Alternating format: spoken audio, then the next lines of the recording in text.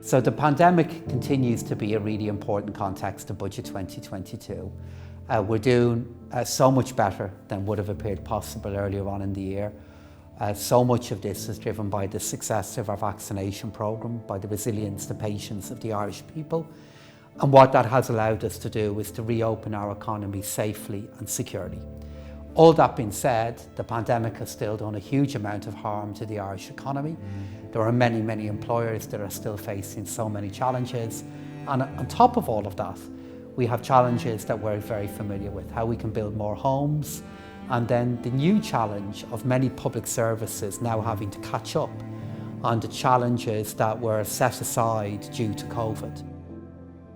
Through a number of different ways, we're going to have to tackle the cost of living pressures that people are undoubtedly facing at this time. I think it's through your taxation package on budget day to help put more money in people's pockets to help them meet those costs. It's also through your social welfare package to assist pensioners, people of working age payment, and also through some of the targeted supports in the social welfare system, which are very progressive in nature and which will form an important part of our social welfare budget. But also then through other initiatives in different departments. In health, for example, there are instruments open to government to reduce the cost of accessing healthcare. So that is an issue that will feature on budget day as well.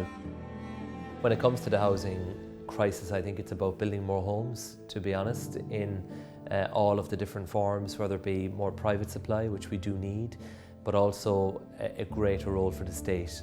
And the state is going to now directly build over 9,000 social homes every year to get involved in the provision of affordable housing. For the first time in over a decade, we'll have a national affordable housing scheme. So when it comes to affordable purchase, cost rental, and social homes, we're going to do more than we've ever done before as a country, and that's backed up with about €4 billion in public money every single year over the next number of years, and that will give certainty and confidence to the construction sector as well. So the climate crisis continues to be a burning urgency for all of us, and we have to change the use of carbon. And for the last two budgets now, I've brought in increases in carbon taxation, budget by budget, but in last year's budget, I legislated for this to happen automatically. And the reason why I did that is, even though I know it's difficult, even though I know it poses many challenges for people when the price of fuel goes up, if on the other hand, we don't change the price of carbon, then the earth that we have, our environment, our ecology, will be so damaged, and we will leave such a poorer planet to our children and to our grandchildren. And even though this is difficult at a time in which the cost of living is going up, it really is the right thing for us to do. So we're going to be moving to a new corporate tax structure probably from 2023. And in the new corporate tax structure, for companies worth more than €750 million in their global turnover, they'll be taxed at 15%. If they're worth less than €750 million, they'll continue to be taxed at 12.5%. And the vast majority of Irish companies have a global turnover of less than €750 million. So as a rule of thumb for most people, if you're working with an Irish company and that Irish company is mostly focused here on Ireland, you will still be taxed at 12.5%.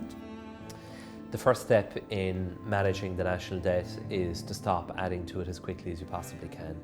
And so that is why Minister Donoghue and I brought a proposal to government, which has been supported in the summer economic statement, for the gradual reduction of our annual budget deficit. We did that in July, and since then the picture has improved pretty dramatically, with the swing of about €7 billion in the projected deficit for the end of this year. And in the budget we will lay out what that means for the projection in future years as well, because it makes the journey of getting to a balanced budget and stopping adding more money to the national debt and a journey that we can do hopefully in a quicker time frame. So I think that is the absolute key point. We're coming through the dark days of the pandemic. We're going to get to a better place, and this budget is a budget that will help in the healing and help in the recovery that we need after a terribly demanding 18 months.